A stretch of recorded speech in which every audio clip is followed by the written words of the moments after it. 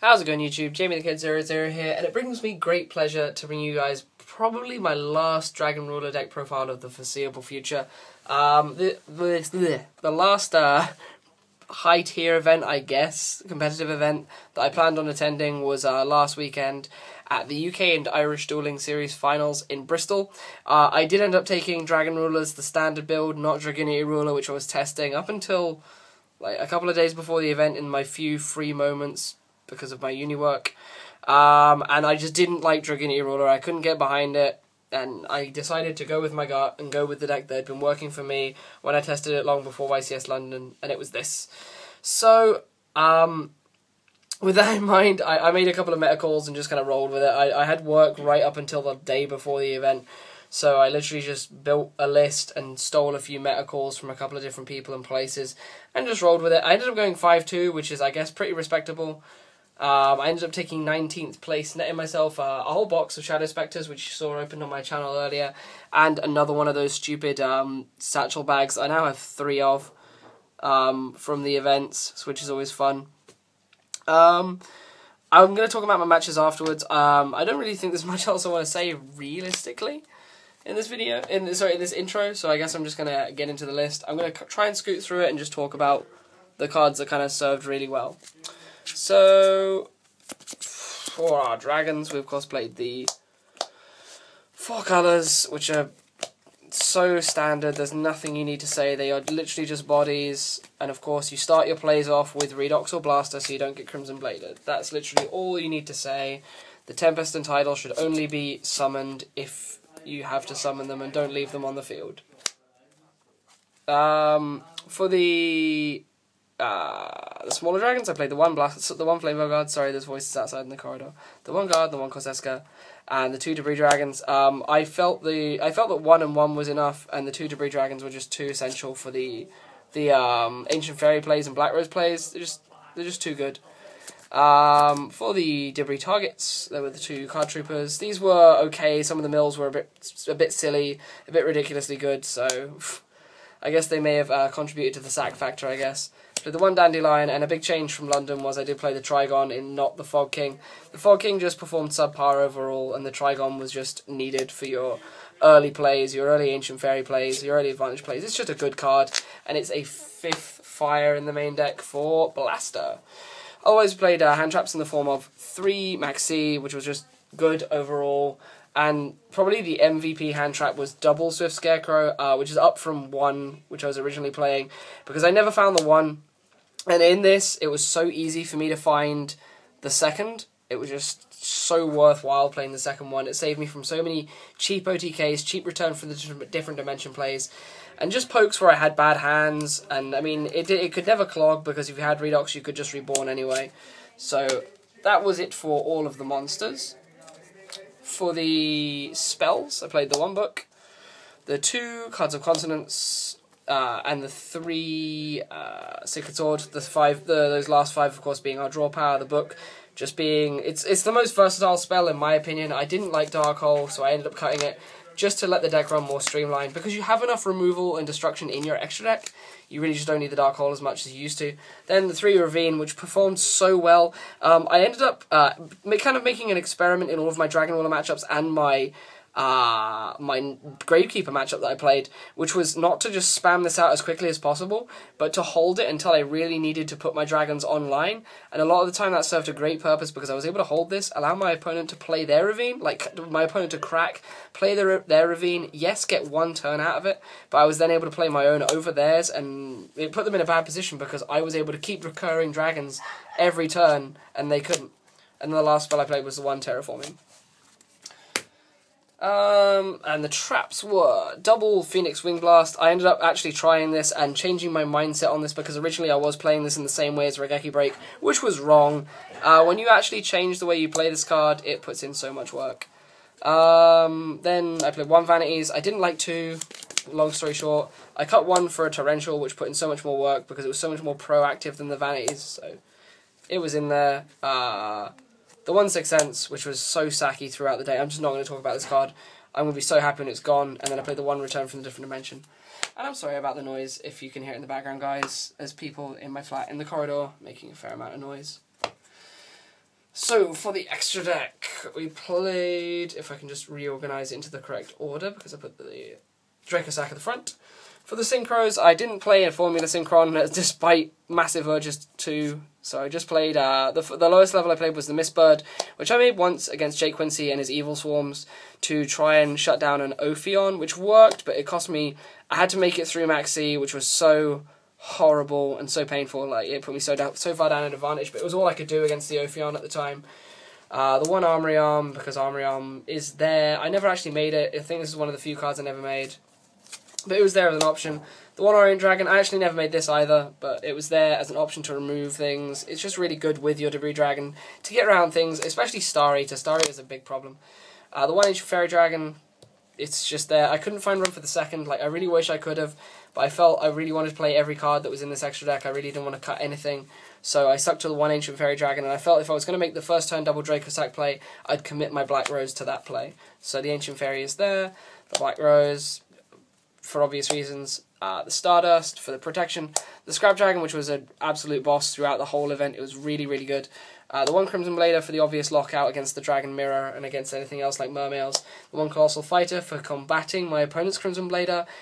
Stolen Crimson Bladers, which happened once, and Blasters. A last minute kind of put in was Thought Ruler Arcfiend. I told myself, I kept wanting to make this, and I kept making it on Dueling Network, but whenever I've played it in real life, I've never made it. And I made it round 2, and it single-handedly won me round 2 at the event, so I'm glad I played it. The one Star Eater, because Star Eater is this thing, and I don't think I made this ever. I think I made it once. I made it once, so it was handy, I guess. I then played the double Draco Sack. I don't think I made it 2 once, so I'm glad I was playing 2. The one Big Eye, I never felt the need for the second, it's just a thing. And the one Gaia, I never made the Gaia, sadly, but there were times in testing where this would have been incredibly useful. So I put it in, but I never actually needed it because I never had a situation in which I required it. Then for the sideboard, played double Kaiku, which was the single best and worst card in the over the day. It was really good in all of my Dragon Roller games. I saw it quite a few times. It was very good, but it single-handedly lost me a Dragunity matchup, which I shouldn't have lost because I had him completely under a Kaiku lock. He was completely locked out of all of his Dragon plays, and he then I pretty much got him locked. I can win in the next couple of turns just by grinding him down with this and my traps are set.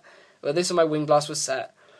He goes his turn, MSTs my Wing Blast, and then activates Return, and I just lose. He makes a Return play, brings back enough stuff to make one Dragunity play because he had a Banished Ducks and Phalanx and 2 dragons, and he makes Scrap Dragon, I think, or something like that, Stardust. Big Eye takes this, and I lose. Because I'm then locked out of my dragons, so that made me sad. The one Snipe Hunter, I put this in against Gravekeepers, and it single-handedly won me a game because it managed to nuke a Necro Valley and put me back in the game, and it nuked an Iron Wall in the same matchup in Game 3, and it was just so, so good. The triple Space Typhoon, I was considering running 2 instead of 3, but I really needed the 3 as outs to the rogue stuff, the Iron Walls, and other lockout cards, which I did experience quite a lot, because I only played, I think, 3 dragons in my listing, so it was pretty pretty awkward. Double Encore, I cut down 1 Encore because I felt that 3 was a bit overkill. 3 just wasn't doing what I wanted it to do for me. So the 3 Encore became 2. I put it in against the Evil Storm matchup. It's the only matchup I put it in against, and I never saw it. So that was a thing. For the traps, I played double Debunk. Debunk was good. It was okay in the Dragon matchups. I didn't see it as much as I would have liked, but hey, it's a thing. Double Divine Wrath. I don't think I ever saw this. I said it in frequently, but I never saw it. Double Skill Drain. I saw this loads, especially against. I put this in against Badolce because Tiramisu is a bitch, quite frankly. So that's why they were in there. And the one Malevolent Catastrophe because I could only find 1 going into the event. I wanted to play 2, but I only had the 1. So it went in. I believe it got MST'd. I was quite sad about that. It got MST'd by the Gravekeeper player. When I was hopefully gonna have him swing into it and knock out his Necro Valley. But hey, that's the thing that happened. To talk about my matchups, I've done like a few quick notes. Round 1, I ended up playing against Jake Quincy, who's the player who put me out of Nationals when I was playing Mermails. He was playing Evil Swarm at this event, which caught me off guard. I thought he was going to be playing Dragons. He 0-2'd me. I lost that 0-2. He had turn 1 Ophion both games, in all fairness. And I did make a few misplays. Like, I can't say I was sacked. I can say I did deserve to lose that game. I can't complain. It was the first day. It was the first game of the day. Evil Swarm. I don't enjoy the matchup, so we move on to round 2. In round 2, I played against Medolce. This was a matchup that I 2-0'd. He was a bit of a slow player. We barely finished in time. I don't think he was playing Medolce to the fullest of its ability. He definitely made some really effective plays. But I don't know. It was a bit of a slow game. There were a couple of things I picked up on which could have been done a little better. But I'm not one to criticize. It was a fair game. It was a fair game. We barely managed to finish it in time. I had to push with the return just to try and finish the game before going into time, because I hate going into time. Round 3, I ended up playing a Dragon Ruler player, a very good Dragon Ruler player. I believe this matchup went 2-1. I feel that throughout I had better access to dragons myself. I had better access to Ravine. As I said when I was talking about Ravine, I held my Ravine a lot more than I felt he did, so I was able to effectively counter his, and the terraforming really put in a lot of work throughout. Round 4 was my second loss. I lost to Dragunity 1-2. I won game 1. I was fairly confident. Maxi and Wing Blast were really, really good throughout it.